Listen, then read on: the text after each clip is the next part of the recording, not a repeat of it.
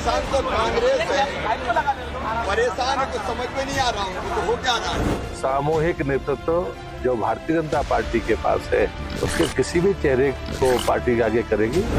त्रस्त और पस्त भाजपा का चेहरा अब सामने है।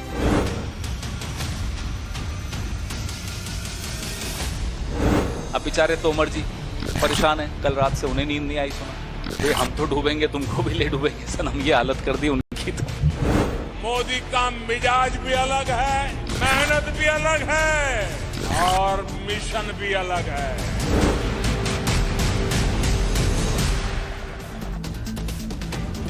नमस्कार दर्शकों, मैं हूं नाविका कुमार और आप जुड़ रहे हैं मेरे साथ सवाल पब्लिक का शो पर। एमपी अजब है, सबसे गजब है।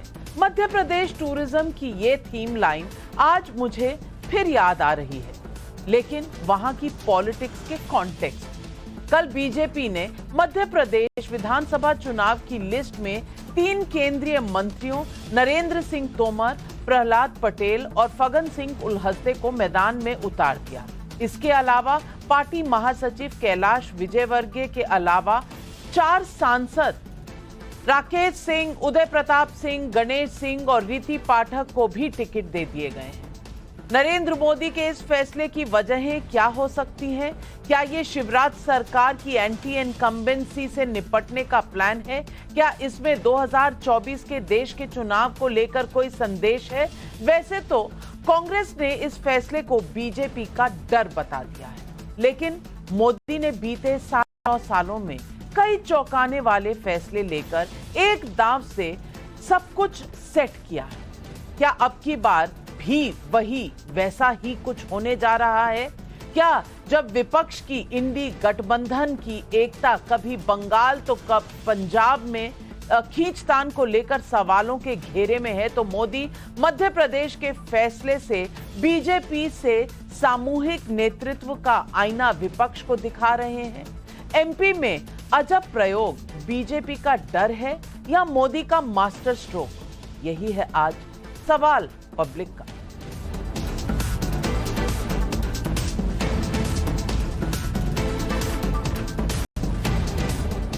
मध्य प्रदेश के चुनाव पर उम्मीदवारों की चौंकाने वाली बीजेपी की लिस्ट कल प्रधानमंत्री नरेंद्र मोदी की रैली के बाद आई।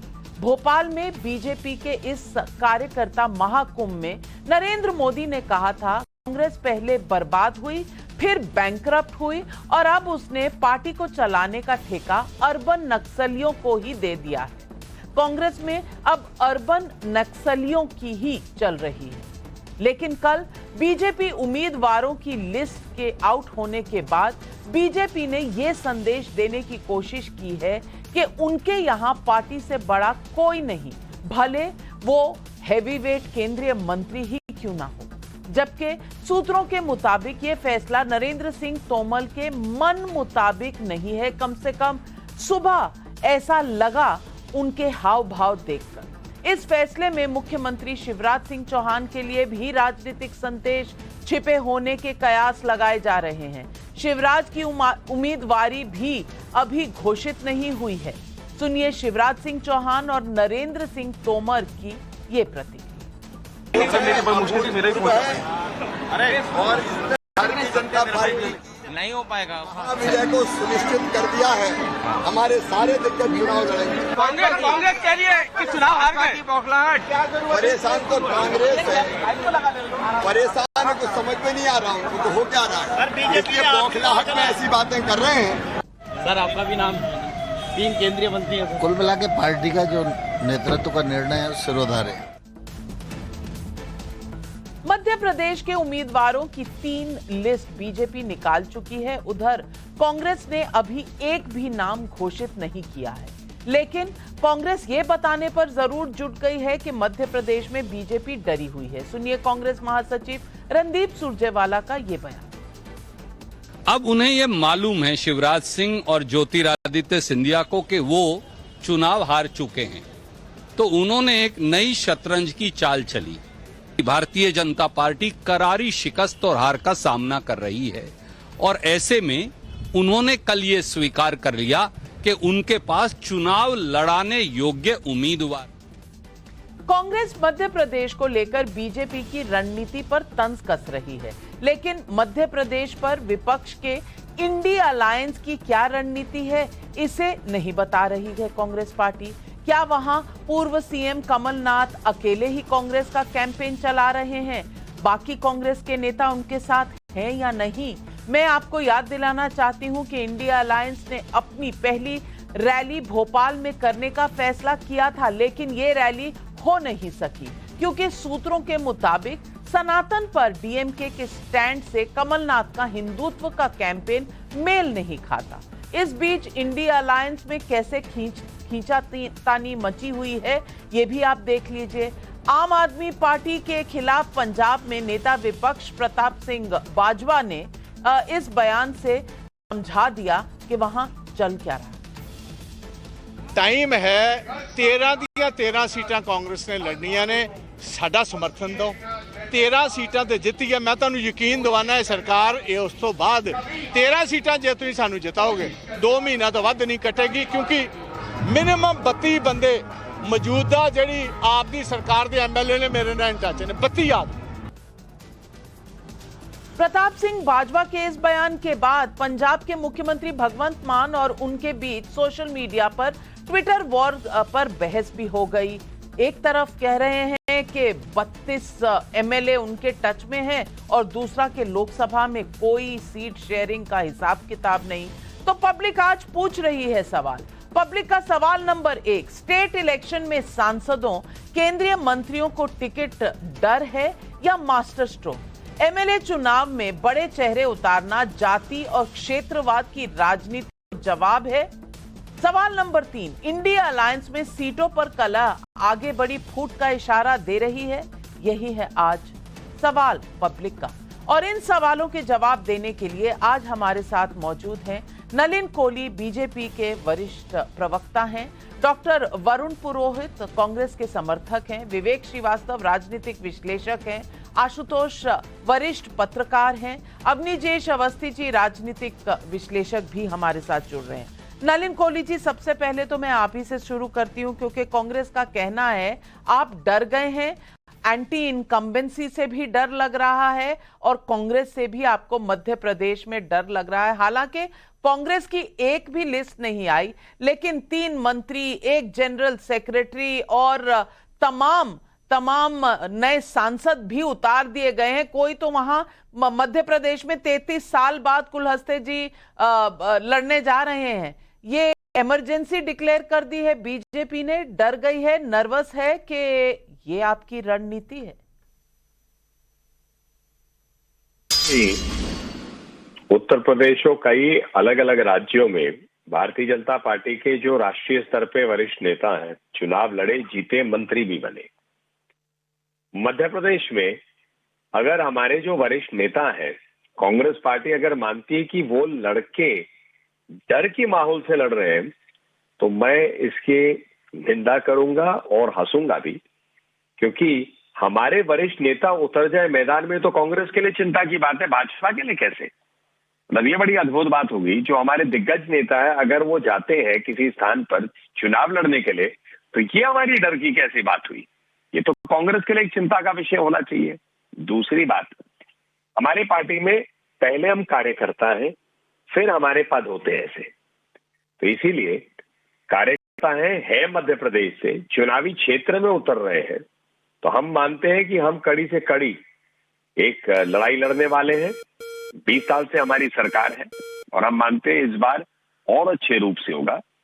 और अगर अच्छे वरिष्ठ लोग उतर रहे हैं तो हमारे पास एक पार्टी है, राजनीतिक दल है, तो हमारे ऑप्शंस भी सरकार के अंदर में कौन किस पद पे हो सकता है वो भी बढ़ती हैं। तो मुझे लगता है कांग्रेस को बहुत गंभीर रूप से सोचना पड़ेगा। जिस चुनाव को वो अपना मानते हैं कि कुछ भी हो, अब उनके पास 1, 2, 3 राज्य में दिग्गज है, उनके साथ जो केंद्र में भी सेवा कर रहे थे जनता की, वो भी उतर गए। तो कांग्रेस पार्टी अब सोचे, उनके तो कई नेता छोड़ के हमारे पास भी आ गए। चलिए वरुण पुरोहित जी, अब ये बताइए कि कांग्रेस पार्टी अगर बीजेपी पर तंज कस रही है तो कांग्रेस पार्टी अपनी लिस्ट क्यों नहीं निकाल रही? कांग्रेस पार्टी ये क्यों नहीं कहती कि इंडिया अलायंस का जो रैली होनी थी भोपाल में वो क्यों टाल दी गई है? क्यों दिग्विजय सिंह जी और कमलनाथ जी एक साथ नहीं दिखते, ये तमाम सवाल भी मार्केट में है। अब इन पर टिप्पणी तो होती नहीं, लेकिन कांग्रेस पार्टी बीजेपी पर टिप्पणी करने में बहुत व्यस्त है। नाविका जी, सबसे पहले जो बीजेपी भयाक्रांत हो रही है उसकी बात बताऊं। सीरीज ऑफ एक्ट है। भारत जोड़ो यात्रा राहुल गांधी की, वे जब भी मजाक उड़ा रहे थे, फिर जबरदस्त जन समर्थन मिला। उसके बाद आप देखिए कर्नाटक में इनका क्या शुरू हुआ, गली गली में मोदी जी को घुमाया, स्थानीय नेताओं के भरोसे नहीं जीत पाए, फिर हारे बुरी तरह से। तो ये ऐसे कई, अब इंडिया अलायंस बना, उसके बाद ये इंडिया के पीछे पड़ गए, भारत करो ये करो, खैर इनका अपना आउटलुक है। लेकिन मैं कह रहा हूं, इन्होंने अभी आपने एक सामूहिक नेतृत्व वर्ड का प्रयोग किया था। सामूहिक नेतृत्व, जब इंडिया अलायंस की बात करते हैं प्रधानमंत्री कौन, और जब ये स्टेट की बात करते हैं साहब सामूहिक नेतृत्व, अरे भाई तो इंडिया अलायंस भी सामूहिक नेतृत्व है, प्रधानमंत्री कोई भी बन सकता है। जब आप बात मध्य प्रदेश के रहे हो, दिग्विजय सिंह जी, कमलनाथ जी सब एक हैं, जबरदस्त ग्राउंड लेवल पे मेहनत की गई है और ये एक तरफा हार रहे हैं। उमा भारती जी के आप स्टेटमेंट देख लीजिए, भगदड़ किस पार्टी मची वो देख लीजिए। और जब भी प्रधानमंत्री जी ने प्रयोग किया अर्बन नक्सलाइट्स क्या करते हैं, उठाते हैं लोगों को अंदर जंगलों में छुप के। और जो बैंकरप्ट कौन होता है, जिसके पास खजाना खाली होता है, तो ये करता कौन है, कांग्रेस के आदमी को कौन ले जा रहा है अपनी तरफ, जो बैंकरप्ट होगा। अगर आपके पास लीडर्स हैं, आपके पास हैं, तो आप कार्यकर्ता, आप लीडर बनाते हो। तो कांग्रेस के विधायक तोड़ तोड़ के आपको सरकारें बनाने की आवश्यकता नहीं थी। तो मध्य प्रदेश की जो चुराई सरकार है, चुराई संपत्ति स्थायी नहीं होती। जनता को पता है इन्होंने उस सरकार को चुराई है, जनता उसको इनको जवाब देगी। कर्नाटक बड़ा आरोप नलिन कोहली जी, चुराई सरकार जवाब देगी, जनता जवाब दीजिए। आज ऐसा ये शब्दों का इसलिए प्रयोग किया जा रहा है नाविका जी, क्योंकि आपने जो प्रश्न पूछा उसका जवाब क्या दे पाते। अभी तक तो कोई ऐसा चित्र मैंने तो नहीं देखा जहां दिग्विजय जी कमलनाथ जी एक साथ दिखे हों, एक दूसरे की तारीफ साथ में करते रहे हों। तो एकजुटता की ये एक नई मिसाल है कि दो नेता बिल्कुल अलग अलग क्षेत्रों में घूमते हैं, साथ कभी नहीं दिखते और वो कहते हैं कि हम एकजुट हो गए। कांग्रेस की चिंताएं हैं और होनी भी चाहिए। एक इंडी अलायंस जो बना है उसी में युद्ध छुड़ गया। आपने अभी पंजाब की बात दिखाई, वहां आम आदमी पार्टी और कांग्रेस के बीच में युद्ध छिड़ चुका है, दिल्ली में छिड़ चुका है। तो इसीलिए ये सारी एकजुटता की जो बात करते हैं, ये काल्पनिक एक साथ होना है इनका, पार्टी के अंदर में, पार्टी के बाहर। और रही बात राहुल गांधी जी की भारत जोड़ो यात्रा में, आपको बधाई हो, आप जरूर यात्राएं करिए, प्रेम की दुकान जैसी बातें करें, ये आपका अधिकार है। लेकिन जनता जो है काम देखती है और भारतीय जनता पार्टी मानती है कि सेवा और काम बोलता है। मैं विवेक श्रीवास्तव जी आपसे पूछना चाहती हूं, भोपाल में गठबंधन की रैली होनी थी, नहीं हो रही। पंजाब में लड़ाई हो रही है, उधर बंगाल में भी हो रही है। अधीर रंजन चौधरी ने आज ममता बनर्जी सरकार के खिलाफ कहा है कि स्पेन हो आते हैं, यहां डेंगू से लोगों का पेन जो हो रहा है वो दिखता नहीं है। और उधर वायनाड की सीट पर सीपीआई ने धावा बोल दिया है कि आप लेफ्ट के खिलाफ नहीं लड़ सकते ये चुनाव, आप अपनी सीट कहीं और ढूंढ लीजिए, वायनाड में चुनाव लड़ेंगे तो मैसेज गलत जाएगा। तो इंडिया अलायंस को अपनी चिंता करनी चाहिए या बीजेपी की? देखिए इंडिया अलायंस तो बिल्कुल INDIA बिल्कुल एकजुट है, एक साथ है। आपको ये मानना पड़ेगा, it is the relationship of equals, not a relationship of unequals. और जब इक्वल पार्टनर्स होते हैं तो डिस्कशंस होते हैं, और डिस्कशंस के बाद आर्गुमेंट्स भी होती हैं, नए सॉल्यूशंस निकाले जाते हैं। और आपको देखिए 2004 में अगर आप नोट करेंगी तो हम लोगों ने लड़ा, इलेक्शन आए, अटल बिहारी वाजपेयी हारे, उसके बाद कांग्रेस की सबसे ज्यादा सीटें थी, यूपीए सत्ता में आई, लेफ्ट ने समर्थन दिया और सरकार बनी। बजाय इसके कि स्टेट्स के अंदर हम लोग कांग्रेस के खिलाफ लड़ रहे थे। तो आइडियोलॉजिकली जो लेफ्ट का एक स्टैंड है कि Congress is a secular party, उसका अपना एक कंट्रीब्यूशन है एक देश के अंदर, और कम्युनल फोर्सेस के खिलाफ हम सबको एकजुट होकर के लड़ना है। ये माइनर स्क्रिमिशेस आती जाती रहेंगी। जहां तक मध्य प्रदेश का सवाल है, शिवराज सिंह चौहान जी को बाय बाय टाटा कह दिया जा चुका है मोदी जी की तरफ से, he is simply out. Jyotiraditya Scindia ji हो गए, नरोत्तम मिश्रा हो गए गृह मंत्री, इनको ठेंगा दिखा दिया गया है। अब वहां पे इतनी स्ट्रांग एंटी इनकम्बेंसी है, सिर्फ एंटी इनकम्बेंसी नहीं, इतनी स्ट्रांग एंटी इनकम्बेंसी है कि भारतीय जनता पार्टी के शीर्ष नेतृत्व को मालूम है कि हम जा रहे हैं बाहर, और छटपटाहट में हाथ पांव चला रहे हैं, केंद्रीय मंत्री ला रहे हैं, अपने 4 मेंबर पार्लियामेंट्स ला रहे हैं और लड़ने की कोशिश कर रहे हैं, और जनता को दिखाने की कोशिश कर रहे हैं कि साहब उस मुख्यमंत्री को हमने बाय बाय कर दिया है और एक नया नेतृत्व हम लाने की कोशिश करेंगे। लेकिन ये अनसक्सेसफुल रहेंगे। सरकार सेकुलर दलों की ही आएगी और बदलाव होगा। जी जी, अवनीजेश अवस्थी जी, यहाँ बीजेपी की चिंता करने वाले बहुत हैं, अपनी अलायंस की चिंता करने वाले कम। मैं आपसे पूछूंगी, लेकिन कहीं ना कहीं 7 मेंबर ऑफ पार्लियामेंट जमीन पर उतारना, उनमें से 3 मंत्री रह चुके हैं और एक बहुत वरिष्ठ मंत्री हैं नरेंद्र सिंह तोमर जी, जो मतलब मैं नहीं जानती कि कितनी बार के मेंबर ऑफ पार्लियामेंट रह चुके हैं, शायद 5, 6, 7 बार वो मेंबर ऑफ पार्लियामेंट रह चुके हैं। और ऐसे कई नेता हैं, अगर मैं आपको बताऊं तो ये नेता 3-3, 4-4, प्रहलाद पटेल 6 बार मेंबर ऑफ पार्लियामेंट रह चुके हैं, तोमर जी 7 बार और 5 बार रह चुके हैं फग्गन सिंह कुलहस्ते भी। तो इन सबको रुख करवाया है असेंबली चुनाव का। ये बीजेपी की कहीं ना कहीं मजबूरी नजर आ रहा है, कहीं ना कहीं फिक्र नजर आ रही है, या ये रणनीति है? क्योंकि मेंबर्स ऑफ पार्लियामेंट बंगाल में भी 5 उतारे गए थे, हालांकि सिर्फ 2 जीत कर आए थे। नाविका जी, लगातार कल से जब ये लिस्ट आई है तो एक मीडिया में नैरेटिव चल रहा है, चौंका दिया, बीजेपी ने सबको चौंका दिया, बड़े चौंकाने वाली लिस्ट आई है, ये जो घटनाक्रम है बड़ा चौंकाने वाला है। मैं बीजेपी के साथ साथ किसी भी राजनीतिक पार्टी के बारे में ये कहना चाहूंगा कि कोई चौंकाने के लिए लिस्ट नहीं आती, कोई चौंकाने के लिए चुनाव लड़ने की बात नहीं होती। ये पूरी तरीके से सोची समझी रणनीति है, इसमें कोई दो राय नहीं। आप सोचते हैं सिर्फ चौंकाने के लिए मंत्रियों को भेज दिया जाएगा क्या राज्यों में चुनाव लड़ने के लिए? पहली बात। दूसरी बात बड़ी साफ सी है कि राज्यों में और केंद्र में, ये शायद कोई और पार्टियों में लगता होगा कि राज्यों में जाकर के बीजेपी के टिकट पे चुनाव लड़ना, शासन प्रशासन में हिस्सेदारी करना, वहां की गवर्नेंस करना, ये कोई छोटा काम है और केंद्र में मंत्री बनना बड़ा काम है, ऐसा नहीं। और ऐसा बाकी दलों के साथ भी नहीं होता रहा है। मुझे बहुत सारे उदाहरण याद कर सकता हूं मैं कि किस तरीके से केंद्रीय मंत्री को राज्य में मुख्यमंत्री बना करके या मंत्री बना करके भेजा गया, ऐसा और पार्टियों ने भी किया है। मैं हेमवती नंदन बहुगुणा की बात करूं या खुद आप एक बात देखिए, सबसे बड़ा तो नरेंद्र मोदी का खुद का अपना उदाहरण है, अचानक भेज दिए गए मुख्यमंत्री बना करके, जबकि वो विधायक भी नहीं थे और वो सफल हुए। 2002 से लेकर आज तक वो लगातार जिस तरीके से भाजपा को नेतृत्व प्रदान कर रहे हैं, वहां अकेले मोदी थे, यहाँ 7 मेंबर्स ऑफ पार्लियामेंट है, दिग्गज नेता है।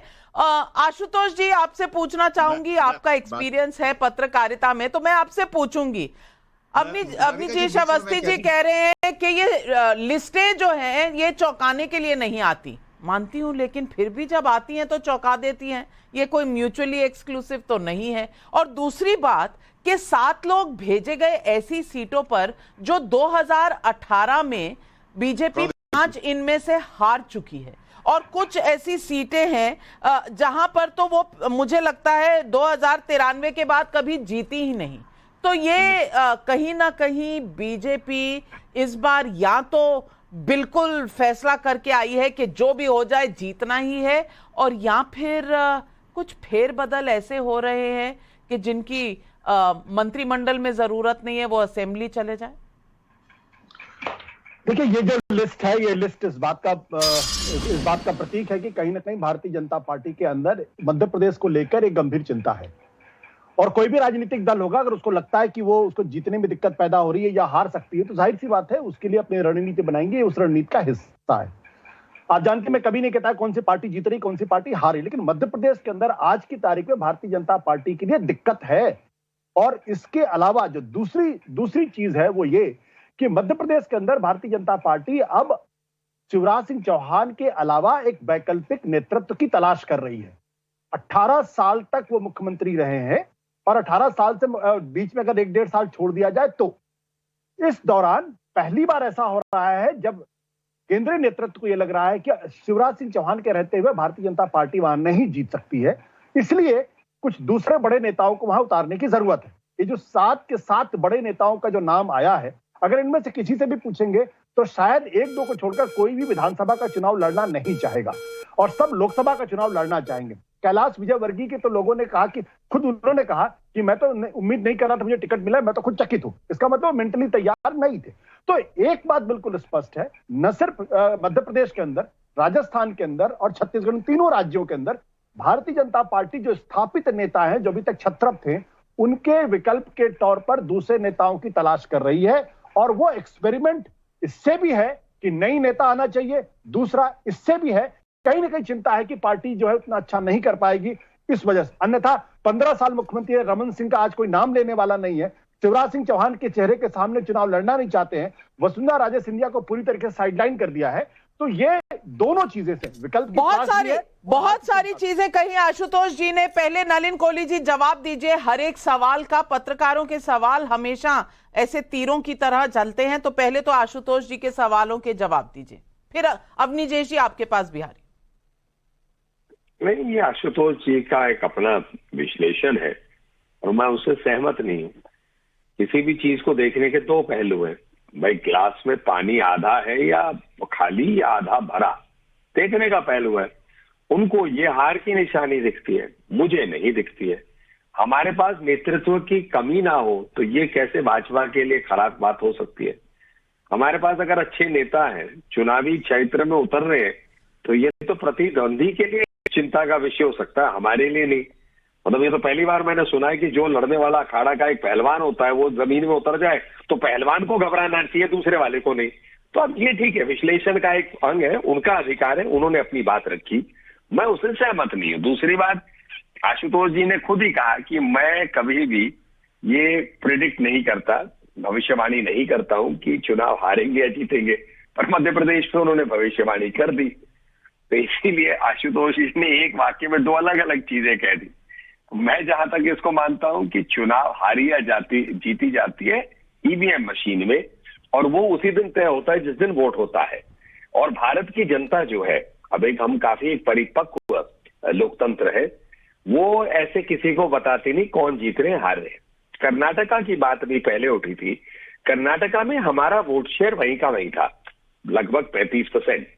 ठीक है, हम हारे और इसके लिए दूसरी तरफ आई, लेकिन जीत के बाद जो विकल्प खड़ा हुआ है उसकी भी तो थोड़ा दिशा और दशा देख लीजिए। आज वहां 6 उप मुख्यमंत्री की बात हो रही है। जनता के लिए, कार्य के लिए पैसे नहीं है क्योंकि हमने गलत वादे कर दिए, आप लोग काम छोड़ दीजिए। और करप्शन का आरोप भाजपा पे लगाते थे, उनके मंत्री कह रहे करप्शन हो रहा है। तो ये विकल्प भी क्या बदलाव है और उसके सामने विकल्प क्या आता है, ये भी तो एक चिंता का विषय जनता के सामने होता है। चलिए, तो अवनीजेश जी मैं आपसे पूछूंगी, नलिन कोहली मान रहे हैं कि ग्लास आधा है, अब आधा फुल है आधा खाली है, उसमें आप ना जाइए, लेकिन ग्लास है आधा, पूरा भरा हुआ नहीं है, नंबर 1। नंबर 2, वो कह रहे हैं विश्लेषण है, लेकिन विश्लेषण में आप देख लीजिए जो सही बात लग रही है, कहीं ना कहीं इतने बड़े दिग्गज जब उतारे गए तो क्या नेतृत्व जो वहां है उस पर भरोसा नहीं है? राजस्थान में भी उतारेंगे तो क्या वहां का जो नेतृत्व रह चुका है उस पर भरोसा नहीं है?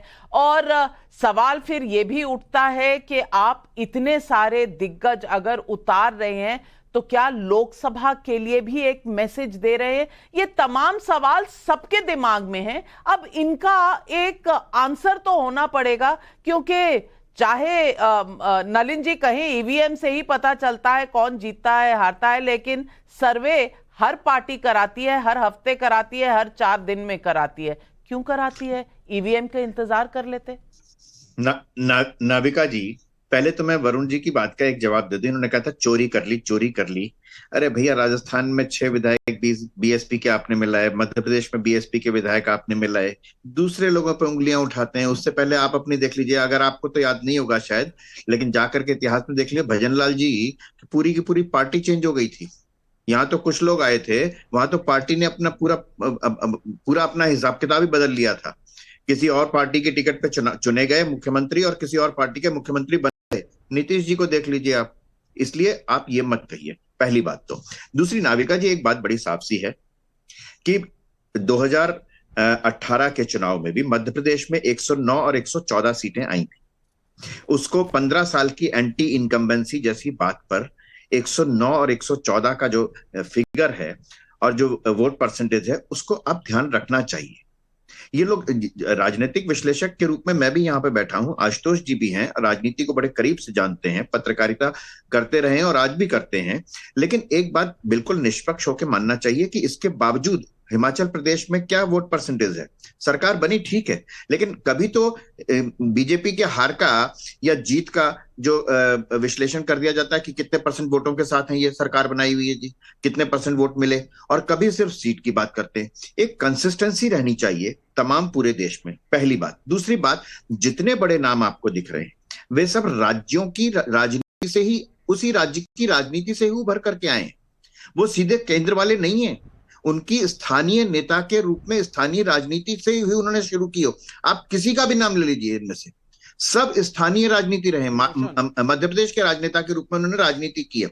इसलिए मध्य प्रदेश में किसी भी तरीके से केंद्र के साथ साथ राज्यों के शासन प्रशासन में सर्वश्रेष्ठ व्यक्ति जाए, ये नरेंद्र मोदी की सरकार का हमेशा से ये उद्देश्य रहा है कि सिर्फ केंद्र में बैठ करके रहें। आपने आरोप लगाए आशुतोष जी पर और वरुण पुरोहित पर। पहले दोनों की प्रतिक्रिया लेती हूं और फिर जनता के भी सवाल है, विवेक जी भी आ रही हूं। पुरोहित जी, चोरी, मैंडेट की चोरी कांग्रेस ना कहे तो बेहतर है, अवनीश जी का आपको सुझाव है?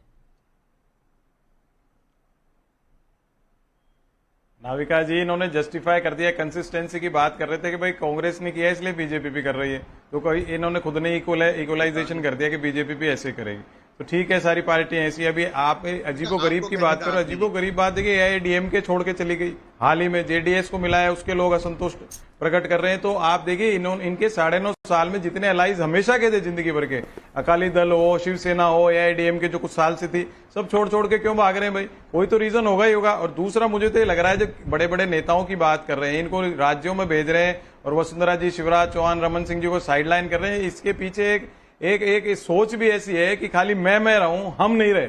अगर मैं आप करते हो, जब भी आदमी के दिमाग में आती है कि साइडलाइन करो, भाई करना था साल भर 2 साल पहले भी कर सकते थे, नए उभार सकते थे नेतृत्व, वो नहीं उभारना था, सिर्फ मैं रहूं दूसरा नहीं है हम। ये थ्योरी है पूरी 9.5 साल से, इससे देश परेशान है। यानी कि आप कह रहे हैं प्रधानमंत्री सेंटर में भी रहेंगे और स्टेट में भी रहेंगे, ये तो मुझे नहीं लगता कि कोई लॉजिक है। तो सब जगह वही हो रहा है, राजस्थान में भी वही घूम रहे हैं, कर्नाटक में वही घूम रहे हैं। जवाब दीजिए, नलिन कोहली जी जवाब दीजिए। देखिए पुरोहित जी, बड़ी विनम्रता से कहना चाहूंगा, एक अद्भुत बात कह रहे हैं। अब अगर देश के अंदर प्रधानमंत्री नरेंद्र मोदी जी लोकप्रिय हैं, भारतीय जनता पार्टी के वरिष्ठ नेता हैं, उनको लोग सुनना चाहते हैं, वो पूरे देश में जाते हैं कार्यकर्ता के रूप में, प्रथम सेवक के रूप में वो जाकर जनता को संबोधित करते हैं, तो ये तो हमारे लिए खुशी की बात है। अब आपके राहुल गांधी जी को कोई अगर बुलाना नहीं चाहता या उनको सुन के उनको मजा नहीं आ रहा है, तो इसमें हमारे प्रधानमंत्री और हमारे नेता की क्या गलती? ये आप भेजिए उनको, किसी ने रोका है क्या राहुल गांधी जी को कहीं भेजने से? भेजिए उनको। कई लोग तो ये मानते हैं कि जितना ज्यादा वो जाए और भाषण देंगे शायद वो अच्छा ही होगा भाजपा के लिए, कम से कम। दूसरी बात भाई साहब, मतलब इसलिए मैंने विनम्रता से तंज करते हुए कहा है। दूसरी बात मैं कहना चाहूंगा, पूरे इसमें अभी आपने, पुरोहित जी ने भाजपा की गलतियां करी। इस पूरे कार्यक्रम में एक बार मैंने नहीं सुना कि हम कितने मजबूत हैं। मतलब आप कांग्रेस पार्टी, भाजपा हारेगी, भाजपा में ये दिक्कतें हैं, भाजपा की ये बातें, अरे कहीं पर आपने कोई सकारात्मक की। तीसरे बात आपने कहा मैं इतने 24 लोग खड़े हो गए हैं, मैं करते। पंजाब के आपके नेता ने कहा जी 13 की 13 सीटें लड़ेंगे वहां उनके साथ और भगवान मान जी के बीच में मैं तू मैं हो गई। यही हो रहा है ना। आप बंगाल में देखिए, मैं के बीच में तू मैं हो गई है, ठीक है ना। अब आपने यहां तक बताया, तो कर्नाटका में ये बात आपने नहीं गिनाई कि कुमार स्वामी जी अभी मिलके गए हमारे वरिष्ठ नेतृत्व से, वहां गठबंधन हो रहा है। तो जैसे विचारों में थोड़ा सा अगर कहीं मतभेद भी हो जाए, मनभेद ना हो, लेकिन कोई हमारे दल जुड़ रहे हैं, कोई जा रहे हैं, लेकिन आप मैं ये मत भूलिए, आपके इंडिया अलायंस में तू मैं शुरू हो गई है। अलायंस बनानी, गठबंधन बनानी, नेता तय नहीं हुआ, एजेंडा तय नहीं हुआ, लोगो तय नहीं हुआ, लेकिन विवेक श्रीवास्तव, ये बात तो तय है कि तू मैं तो इंडिया अलायंस में भी चल रही है। नलिन कोहली जी देखिए मेरी बात सुनिए, ये तू मैं नहीं है, ये नेताओं के इंडिविजुअल कमेंट्स और रिएक्शंस हैं।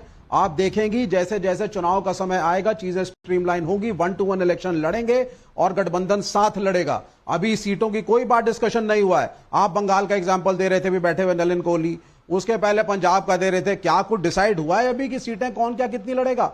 ये तो वक्तव्य हैं, ये आते रहते हैं। वहां के leader of opposition Pratap Singh Bajwa कह रहे हैं कि 13 की 13 सीटों पर कांग्रेस अलग लड़ेगी। 32 एमएलए आम आदमी पार्टी के हमारे साथ टच में है। आप कह रहे हैं ये इंडिविजुअल कमेंट है, ये इंडिविजुअल कमेंट है क्या?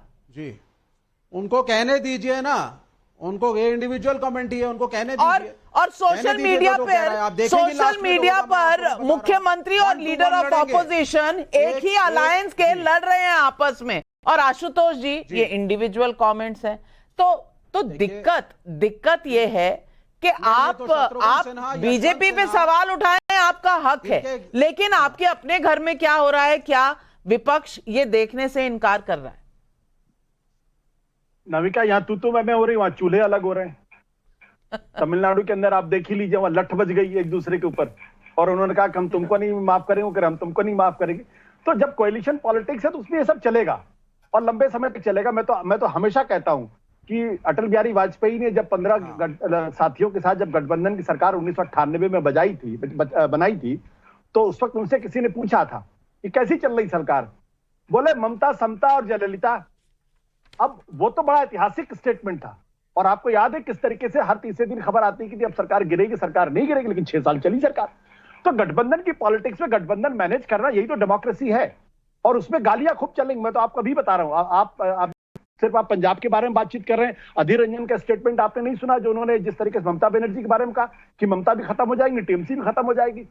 तो जब अलग अलग दल हैं, एक दूसरे के साथ आ रहे हैं, तो जाहिर सी बात है अपनी आइडेंटिटी नहीं छोड़ेंगे। हाँ, एक बार गठबंधन हो जाए, सीटों का बंटवारा हो जाए, अगर उसके बाद तू मैं होती है, तब ये गठबंधन के लिए खतरनाक बात मानी जाती है। जब तक सीटों का बंटवारा नहीं हो रहा है, तब तक दोनों तरफ से ग्रैंड स्टैंडिंग होगी, चाहे वो भारतीय जनता पार्टी के समर्थक दल हो या फिर कांग्रेस पार्टी के समर्थक के दल हो। यही कोएलिशन पॉलिटिक्स की बुनियाद है। कोएलिशन पॉलिटिक्स हो तो वहां पर नोकझोंक एक्सेप्टेबल है। अगर बीजेपी अपने किसी अलायंस पार्टनर के साथ सेपरेट हो जाए तो वहां पर लोकतंत्र किसी को नहीं नजर आता। लेकिन पब्लिक के अपने सवाल है। राजेश जी का सहारनपुर से सवाल है, जिनके घर शीशे के होते हैं वो दूसरों पर पत्थर नहीं फेंका करते। बीजेपी ने लिस्ट तो जारी की, आपने तो एक भी लिस्ट जारी नहीं की। क्या हुआ इंडिया अलायंस का? कैंडिडेट हैं कहां आपके? पुरोहित जी बताइए। नाविका जी, वी आर नॉट बीजेपी। 9.5 साल में एक ऐसा नरेशन क्रिएट किया जा रहा है, बीजेपी जैसा करे जैसी कांग्रेस करे। फिर भी हमारी अपनी पार्टी है, आपको तो इतना अनुभव है, इतनी सीनियर हो। कांग्रेस में तो लास्ट डे तक टिकट डिक्लेयर होते हैं, तो बीजेपी जैसा चाहती है वैसे कैसे करेगी कांग्रेस? लोगों को समझना चाहिए। पर अब तो आप अलायंस में है और आप फ्री हैं बीजेपी पर कमेंट करने के लिए, पर बीजेपी सवाल उठाए तो आप आंसर नहीं देंगे। ये सवाल पब्लिक का है। नहीं, क्यों सब चीज का आंसर दे रहा हूं, आप पूछो। हाँ, तो ये सवाल पब्लिक पूछ रही है। उनको शायद आइडिया नहीं होगा, मैं तो बचपन से था जब से देखा मैं। नहीं, पब्लिक पूछ रही है कि आपकी अलायंस और आपकी लिस्टें कहां हैं? बीजेपी स्टाइल में नहीं आती। नहीं, हमारी लिस्टें टाइम से आएंगी जैसे हमेशा आती है। बीजेपी ने कर दी तो ये जरूर, तो बीजेपी ने जो कर दिया वही हम करेंगे। वही तो मैं कह रहा हूं, 9.5 साल में लोगों को समझने की आवश्यकता है। ये एक नरेश क्रिएट किया जा रहा है कि जैसा ये करें जैसा ही दूसरा सोचे, जैसा ये करें जैसा ही दूसरा करें। वो नहीं है। कांग्रेस का अपना सेटअप होता है, कांग्रेस के सारा वर्कआउट हो चुका है। जैसे जैसे चुनाव डिक्लेयर होंगे हम हमारे हिसाब से लिस्टें डिक्लेयर करेंगे। बीजेपी ने पहले कर दी तो हम भी करें। मुस्कुरा क्यों रहे हैं? मंद मुस्कुराहट आपकी कुछ कह रही है। नाविका जी, मैं जनरली विवेक श्रीवास्तव से सहमत नहीं होता हूं, लेकिन आज उनकी बात से सहमत हूं। उन्होंने कहा यहाँ पे कोई तू मैं नहीं है। वहां पे कोई वास्तव में कोई तू मैं नहीं, सिर्फ मैं है। तू तो है ही नहीं कहीं भी। ये इंडिया अलायंस में तू मैं नाम की कोई चीज नहीं, सिर्फ मैं है। तू है ही नहीं कहीं भी। ये आप कहीं से आपने वायनाड का अभी जिक्र किया, पश्चिम बंगाल का जिक्र कर लीजिए, आप पंजाब का जिक्र कर लीजिए, दिल्ली का जिक्र कर लीजिए, महाराष्ट्र में आप देख लीजिएगा, वहां पे सब जगह यही हालत है। और मुझे कोई उस पर टिप्पणी करने की कोई जरूरत महसूस नहीं होती, क्योंकि जिस तरीके का अलायंस बना है, जिस मजबूरी में, भैया मैं बीच में नहीं बोलता विवेक श्रीवास्तव। वायनाड से लड़वा देना यार, तुम क्या जरूरत है? मुझे कोई दिक्कत नहीं, आप वायनाड से लड़वा देना। बात नाविका जी, बात बड़ी साफ सी है। अरे भैया, फिर देखो पीछे बोल रहे भैया। अरे भैया आप, अच्छा भैया मत लड़ना, बस आप पश्चिम बंगाल में लड़ लेना साथ में, ठीक है? टीएमसी के साथ लड़ लेना, तब तो तू मैं हो जाएगी। मैं आशुतोष जी की बात सुनी नहीं, आपने आशुतोष जी को सुना नहीं। बात है, अब मैं बोलूंगा, बीच में नहीं बोलने दूंगा मैं। नाविका जी, बड़ी साफ सी बात है कि ये पहली बार नहीं है जी। आप लगातार देखिए इंडिया अलायंस में जिस तरीके की खबरें आई हैं, मुझे उस पर आज कोएलिशन पॉलिटिक्स करके जिस तरीके से अटल जी की सरकार के बारे में कहा गया, अभी तो कहते थे अटल जी ने बहुत बढ़िया राजधर्म निभाया, बहुत बढ़िया कहा, वहां पर तो कभी कोई ऐसी बात नहीं आती थी, और जब जरूरत पड़ती है तो उदाहरण अटल जी की सरकार का दिया जाता है। बात बड़ी साफ सी है, इस समय एक बात AIADMK अलग हुई तो कह दिया चूल्हा अलग हो गया, लेकिन बाकी सब आएंगे तो उस पर कोई टिप्पणी नहीं है, कोई टिप्पणी नहीं है। JDS आया उस पर कोई टिप्पणी नहीं है, जो चूल्हा बन गया साथ में उस पर टिप्पणी नहीं है, अलग होने वाले टिप्पणी है। नाविका जी, बड़ी साफ सी बात है, जिस तरीके से मध्य प्रदेश की राजनीति में भारतीय जनता पार्टी उन चेहरों को उतार करके, उन व्यक्तित्वों को उतार करके जो मध्य प्रदेश में एक ऐसी सरकार और जीत की एक ऐसी गारंटी दे सकते हैं जहां पर कांग्रेस सचमुच भ्रमित हो गई है, जिसके कारण नागपुर की 2 अक्टूबर की रैली को रद्द करना पड़ा है। ये खबर है। चौंकाने वाली बात तो यह है कि पहली रैली नहीं हो रही, पहली रैली नहीं हो रही, पहली रैली खत्म। बिल्कुल, भोपाल में होनी थी, नागपुर में नहीं। सुधीर का दिल्ली से सवाल है, मेरा सवाल विपक्ष से है, अगर आप लोग मोदी का प्रयोग समझ लेते तो इतने साल से सत्ता से बाहर क्यों रहते? अब इसका जवाब दे दीजिए विवेक श्रीवास्तव जी। देखिए, किसी को कॉपी करने की जरूरत नहीं है। राजनीति से देश भी सीखता है, लोग भी सीखते हैं। इनकी जो कम्युनल राजनीति है, समाज को डिवाइड करके सत्ता में आने की, एक्सपोज हो चुके हैं, जाएंगे। पहले राज्यों के जो इलेक्शंस हो रहे हैं उसमें जाएंगे, छत्तीसगढ़ में जाएंगे, राजस्थान में भी जाएंगे, मध्य प्रदेश में तो समझिए जा ही चुके हैं, जो पैनिक फैक्टर आपको दिख रहा है। उसके बाद 2024 में इंडिया अलायंस आएगा, इंडिया INDA आएगा और सच में भारत आएगा, जिसको असली इंडिया हम कहते हैं।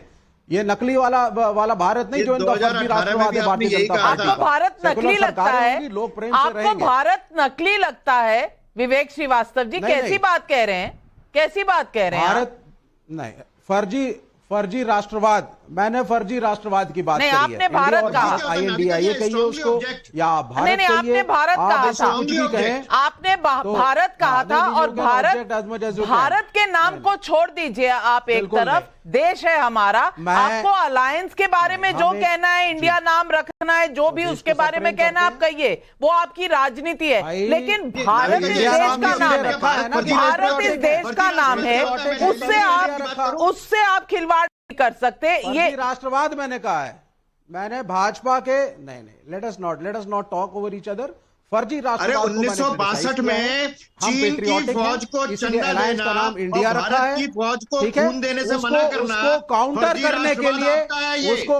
करने के लिए उन्होंने सडनली नेम चेंजिंग शुरू करी। 1962 में फर्जी राष्ट्रवाद आपका है, हिंदू सुप्रीमेसी और ब्राह्मणिकल सुप्रीमेसी, भारत की एलियनेशन ऑफ द माइनॉरिटीज, आपकी राजनीति है, हमारी नहीं है। मना करने वाला हम सबको साथ लेके चलते हैं। राकेश व्यक्ति आज यहाँ पर राष्ट्रवाद की बात कर रहे हैं। चीन की राकेश कौशिक का करनाल से सवाल है, बीजेपी हर चुनाव को गंभीरता से लड़ती है, लेकिन कांग्रेस राहुल गांधी के उस बयान पर क्या कहेगी जिसमें उन्होंने कहा कि राजस्थान में हम क्लोज हैं, वहां कांग्रेस की जीत की गारंटी क्यों नहीं दे रहे? अजीत पुरोहित का जबलपुर से सवाल है, क्या मध्य प्रदेश का यह फैसला बीजेपी के संगठन की ताकत को नहीं दिखा रहा? संजय मिश्र बधोई यूपी से सवाल पूछ रहे हैं, हारी हुई सीट पर दिग्गज चेहरे को टिकट देना डरना कैसे हो सकता है भाई? ये तो उस सीट की ओर मजबूत करने वाली एक स्ट्रैटेजी हुई। नलिन कोली, राहुल गांधी अगर कहें कि हम राजस्थान में क्लोज हैं तो वहां हार के संकेत नहीं हैं, लेकिन दिग्गज उतारने पर बीजेपी से सवाल है, आपका क्या जवाब?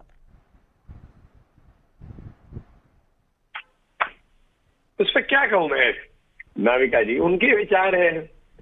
राहुल गांधी जी के कई विचार रहे हैं, जुपिटर की वेलोसिटी से ब्रेक करना, मुझे वो विचार अभी तक समझ नहीं आए।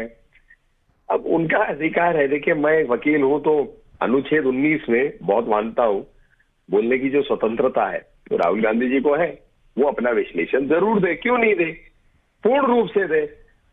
उस विश्लेषण का क्या निकलेगा निष्कर्ष, वो तो चुनाव के बाद होगा। मैं नहीं सहमत हूं कि कांग्रेस पार्टी इस स्थिति में है कि कांग्रेस पार्टी कोई कमांडिंग पोजीशन है, जिसको राजनीति में कहते हैं। कमांडिंग होते तो कांग्रेस पार्टी कभी भी 12, 15, 20 पार्टियों के साथ जुड़ने की बात ही नहीं करती। कांग्रेस पार्टी का एक अरुण जेटली जी का फ्रेज था, has become the tail end of the alliance. एक कांग्रेस पार्टी की एक स्थिति हो गई है, एक बार सत्ताधारी पार्टी से घटते घटते यहां आई है। क्यों आए हैं, इसके कारण क्या है, इसका विश्लेषण उनको करना है, उनको निर्णय लेना है। लेकिन कांग्रेस पार्टी का एक अपना मानना है कि हम जहां थे हम वहीं हैं, और मैं नहीं मानता कि बाकी राजनीतिक दल उन्हें उस रूप से देखते हैं। इसलिए सीट बंटवारे की बात या कैसे होगा, इतना सरल नहीं होगा जैसे आशुतोष जी कह रहे हैं, क्योंकि कांग्रेस पार्टी अपने परसीव्ड पोजीशन को बहुत महत्वपूर्ण मानती है। बिल्कुल ग्राउंड पोजीशन के बराबर नहीं है, तो बंगाल में क्यों कांग्रेस को सीटें मिलेंगी? सही कह रहे हैं, लेकिन वो कहते हैं ना, जंग अभी बाकी है। लोकतंत्र में चुनाव होता है, ना छोटा होता है ना बड़ा होता है। ऐसे में सांसद या केंद्रीय मंत्री को विधायक के चुनाव में उतारने से कोई दिक्कत नहीं हो सकती, लेकिन एक साथ चेहरा पर चेहरा उतारने से जनता जरूर कंफ्यूज होती है। लेकिन राजनीति में कहते हैं कि कंफ्यूजन कई बार रणनीति का हिस्सा भी होता है। एमपी में जो हुआ, आने वाले दिनों में राजस्थान में जिसके होने की चर्चा है, वो एक रणनीति का हिस्सा फिलहाल दिखता है। बाकी तय जनता को करना है, और कुछ ना कुछ हेर फेर बिहार में भी चल रहा है। निमंत्रण दिए जा रहे हैं, नीतीश जी कहां जाएंगे, कहते हैं पिक्चर अभी बाकी है मेरे। तो बस आज सवाल पब्लिक का शो पर इतना ही।